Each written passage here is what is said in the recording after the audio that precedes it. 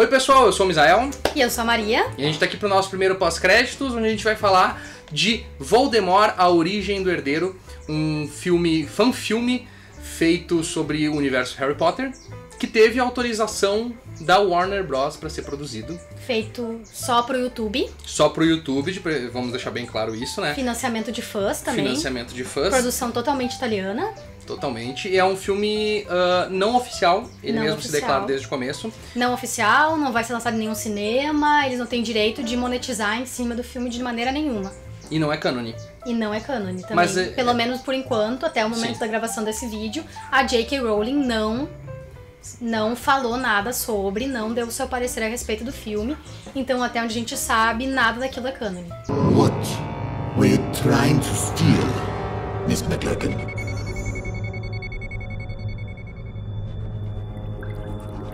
A diary.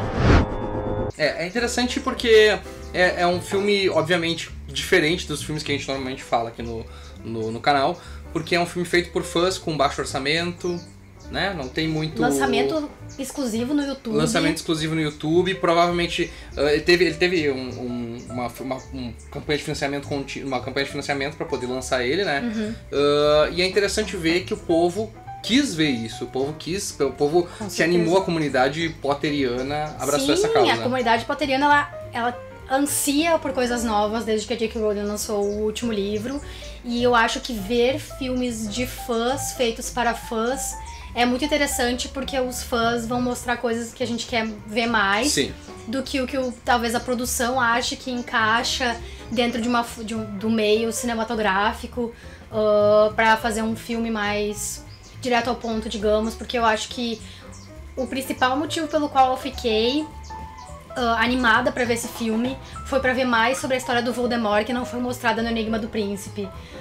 A história da Merop Gaunt, a história do que ele fez depois que ele deixou Hogwarts, sabe? Isso é uma coisa que eu queria ver mais e que eu acho que foi pouco tratado na franquia Harry Potter, porque a franquia Harry Potter é sobre o Harry Potter, então o foco dele sempre foi no Harry Potter.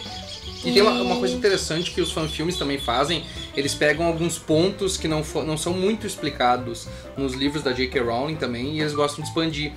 Tem vários estudos que fizeram, por exemplo, o duelo entre Dumbledore e Grindelwald, sabe? Outros pontos interessantes da franquia que a gente não tem como ver, e o nível de qualidade é muito bom.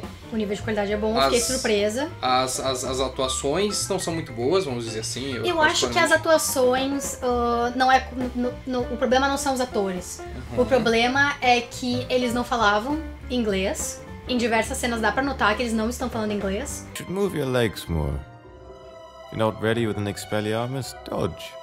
I'm sure you'll remember it next time. I train every single day for this. One day, I'll beat you, my friend. I know it. E mesmo nas cenas em que eles estão falando inglês, ele é dublado.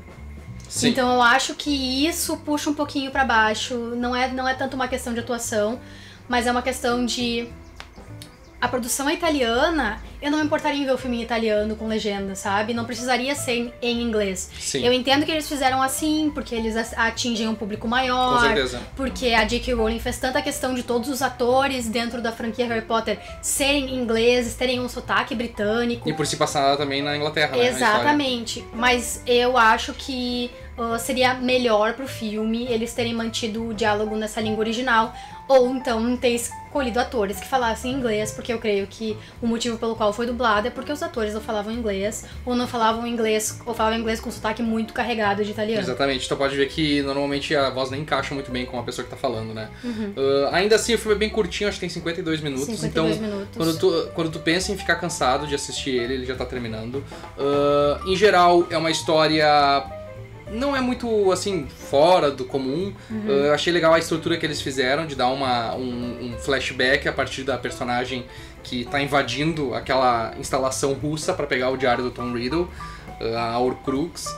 E aí, a partir dali, eles começam, então, a contar, pelo ponto de vista dela, por que ela achava que dava pra salvar o Voldemort ainda, né? Até que no final a gente descobre que não tinha como salvar ele, porque era ele que tava se fazendo dela o tempo inteiro. Porque ela morreu. Ela deixou morreu. tempo. E ele matou ela, na verdade. Ele né? matou ela, né? Ele ser... sacrificou ela pra fazer aquele Horcrux do diário. Uhum. E daí o que eles dão a entender é que todos esses herdeiros ele matou pra criar Horcruxes. Exatamente. Porque foi ele que matou o herdeiro da Lufa-Lufa, foi ele que matou o herdeiro da Corvinal.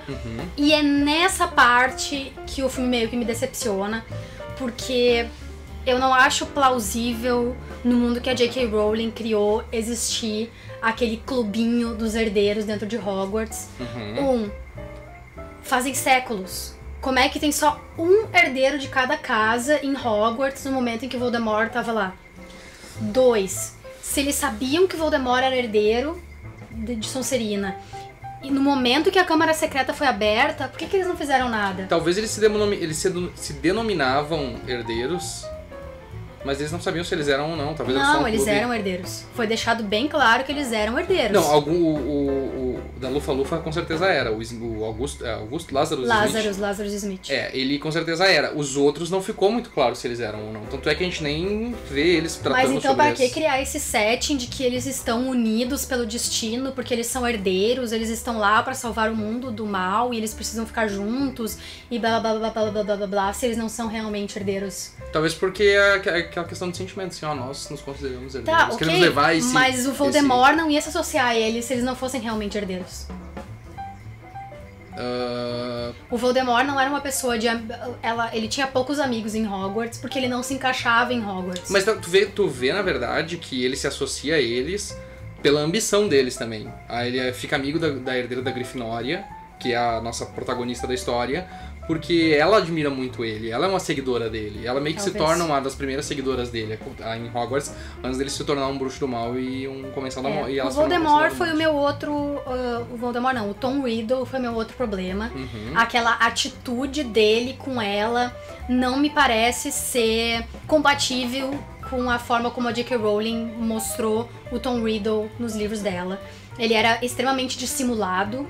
Tu pode ver pela memória do Slughorn, que a gente vê no Enigma do Príncipe, quando ele vai perguntar pra ele sobre o Horcrux, tu vê que ele é puxa-saco dos professores, apesar dele se achar melhor, e ele quer passar despercebido. Exatamente. Então ele não faria que um dia eu vou ser o maior mago de todos os tempos e ficar extremamente ofendido e brigar com ela porque ela disse que ele tem sangue de trouxa, quando ele realmente tem sangue de trouxa, entende? I am not a muggle.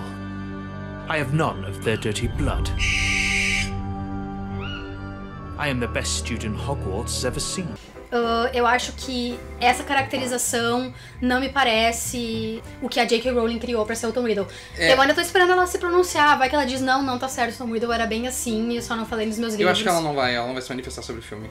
Mas ainda assim, eu acho que aí entra um pouco do que eu falei da atuação, porque eu acho que a atuação deles também exagerou um pouco. Talvez uma atuação mais contida, isso pudesse passar de uma forma mais percebida, mas como eles têm que falar de uma forma mais exaltada pra que eles possam fazer a dublagem em cima depois, isso... E acaba entrando questão técnica de novo. O filme eu achei muito bem editado, com efeitos especiais muito bons. Verdade. Apesar de tudo, sabe? Apesar de ser umas lutinhas meio tosquinhas, talvez, mas eu achei muito bem feito nesse sentido. Então, tem alguns momentos bem marcantes. E, no geral, ele começa e termina muito rápido. Dá pouco tempo pra gente se aprofundar demais. Dá pra ver que também eles pegaram algumas coisas da obra original e adaptaram bem fiéis, que é justamente o momento em que ele... mata a herdeira da Lufa-Lufa e rouba dela a taça e coloca a culpa na elfa doméstica. Isso ficou bem legal. E aquela reviravolta no final, que quando ele revela que na verdade ele engana todo mundo achando que ela é realmente a personagem que a gente tava vendo e ele era na verdade o Voldemort disfarçado. E o Veritaseiro não funciona nele. Isso foi muito foda. Foi bem legal. Foi uma plot twist que a gente não estava esperando. Mas ainda assim foi curioso, porque a gente viu assim, ela fica. A grande moral da história é que ela tentou o tempo inteiro defender que ele tem salvação. Que não, no fundo ele é uma pessoa boa ainda, a gente pode resgatar ele. Só que no final ela tá morta já, ele já matou ela. Então, aquela última cena onde ela e o mago da Corvinal, o bruxo da Corvinal, estão discutindo, e ela diz, não, eu posso salvar ele mais uma vez. E aí eu acho que aquela cena inicial, que ela tá na porta dele, é a cena onde ele mata ela. E aí faz o sacrifício dela depois. Então, até aquele último momento ela tentou ainda. E aí ela viu que não é Bem possível. triste essa parte. Essa parte é bem condizente com quem Voldemort é. nos Exatamente, livros da isso J.K. ficou Rowling. bem legal daí, porque ficou muito... Também uma outra coisa que a gente pode ver é que a gente tá vendo a memória pelos olhos dele. A forma como ele tá agindo é pelos olhos dele. Então talvez ele tenha exagerado para que ele ganhasse a confiança desses outros... Talvez. outros bruxos. Talvez, bom pensamento, que talvez as memórias que ele descreveu não aconteceram exatamente da maneira que ele descreveu. Exatamente, porque daí quando ele fala, daí eu falei pra ele que ele era meio bruxo e tal, meio trouxa, e ele ficou puto da cara e ficou me olhando com cara feia e tal, tipo... E as coisas, como ela vai delineando pra mostrar que ele é muito mal, muito horrível e tal, e na verdade no final é ele mesmo que tá contando essa história.